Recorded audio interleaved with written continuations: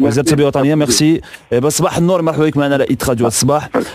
Merci beaucoup d'avoir appelé monsieur le ministre. Donc الصباح alors on a parlé de Massar parce qu'il se passe beaucoup de choses اليامات قبل مسار غيدخل التطبيق فوالا انت بغيتي تطبق المسطره اي دوك كاين بزاف الناس ما عجبهمش الحال. شنو تقول لهاد الناس مسيو المينيستر وزير؟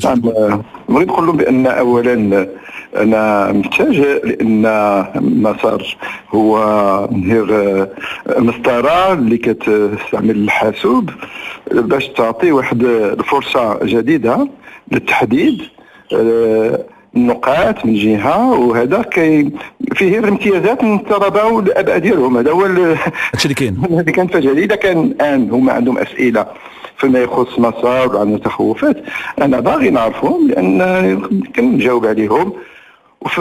غادي نقول هاد المسطره اللي هي كتمكن باش ندخلوا النقاط مباشره في اوقات اللي هي محدده، وكيمكن باش داك الساعه المعدل يكون الحاسوب هو اللي كيجي به باش كيسهل الامور على الاساتذه وكيسهل الامور على الاداره، وبنفس الوقت كيعطي واحد الفرصه اللي هي كبيره تتبع التلاميذ كل تلميذ وفي نفس الوقت كيعطي المعدل ديال القسم، وكيمكن الاستاذ اللي هو مسؤول يعرف ما هو العدد ديال الطلبه ديالو اللي هما موفقين وما هما اللي عندهم النقاط اللي هي ضئيله، باش يمكن ديك الساعه يعطي واحد الجهد كبير باش يعطيهم واحد الحظ باش يتحسنوا. هادو كلهم هي الامتيازات، وهذا انا ما فاهمش المشكل من جاي. لا والمشكل التلاميذ كيقول لك غادي يضيعوا في النقاط ديالهم، يعني المسار لو سيستيم انفورماتيك مسار غادي يضيعهم في النقاط ديالهم. يعني هذاك الوزيره كنت عارف هذاك التفوبه اللي كان الاستاذ كيزيد جوج ثلاثه النقاط كيزيدوهم على هذاك ما يبقاوش يتزادوا. داكشي علاش التلاميذ ما عجبهمش الحال. اولا شكون اللي كيعطي النقاط؟ الاستاذ اللي كيعطي النقاط. الاستاذ اللي كيعطي النقاط كاينه هو اللي غادي يدخلهم. وغير غادي يدخلهم الوقت اللي غادي يقرر بان صافي داك النقاط دخلوا. اللي غادي هذيك وديك الساعه كيبقى داك النقاط محتفظ عليهم. الان انا اللي كنسائل علاش هذا الاستاذ غادي يزيد جوج د النقاط ولا غادي يزيد جوج دو بوا ولا 3 بوا ولا هذا؟ هو مسؤول كيعطي النقاط والنقاط كيدخلهم. هذا ما كاين حتى شي تغيير في هذه القضيه هذه، ما عدا اذا كان شي حاجه اخرى. ولكن ما كاينش هادشي اللي كاين. وزير رشيد بن مختار، الا قدرنا نديروا واحد القضيه مسيو المينيستر، نديروا واحد القضيه سي كو غادي نجمعوا على ايت راديو افيك باسكو هضرنا عليها لا سيمين ديرنيير، هضرنا عليها السيمين اللي فاتت مع لي زوديتور كاع التلاميذ اتصلوا بينا، نجمعوا كاع الاسئله اللي عندهم ياك، ولا قبلتي غدا ان شاء الله نديروا معاك انترفيو نجيبوا كاع الاسئله ديالهم كاملين نجيبوهم لك وتجاوبهم. نديروا القضيه هذه مزيان. ميرسي بوكو. شكرا لوزير التربيه الوطنيه. شكرا لك. شكرا عطينا هذا الصباح رشيد بن مختار. واش اخبارك السلوغون يخرج عليك سي بن مختار؟ لو سلوغون اخبارك اللي كيقولوا في ليسي قال لك بالمختار وضع المسار ونحن ضد القرار. ولكن كاين اللي كيقولوا شي حاجه اخرى كيقولوا بالمختار ضد الكسال. والله يصوب امور. حنا وزاره التربيه الوطنيه المهم هو الدراري يقراو مزيان، هو نصوبوا القرايه في المغرب. الدراري يفهموا واحد القضيه. المشكل ماشي هو النقاط، المشكل هو المستوى الحقيقي ديالهم، هو فين وصلوا. هذه واش هما في المستوى ولا باغي المستوى؟ اذا ما كانش مستوى خصنا نعملوا مجهود باش يتحسنوا.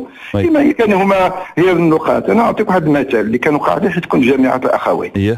واحد النهار جات عندي واحد التلميذه كتبت لي قالت لي انا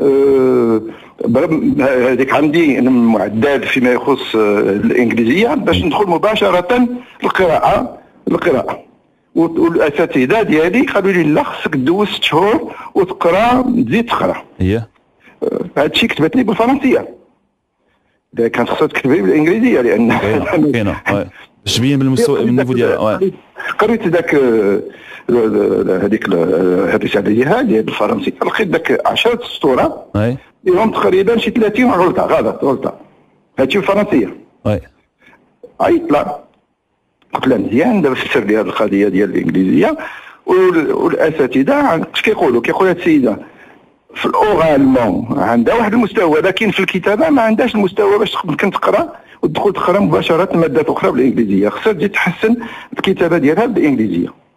فسرت هذاك الشيء ومن بعد قلت لها ولكن كتبتي لي بالفرنسيه شنو هذا عدد ديال الاغلاط؟ جاوبتني قالت لي السيد انا عندي 17 على 20 في الفرنسيه، انا ممتازه. 17 على 20 بعشرة الاخطاء في قلت لهم اذا كنتي ممتازه كيفاش يمكن تقرا تكتب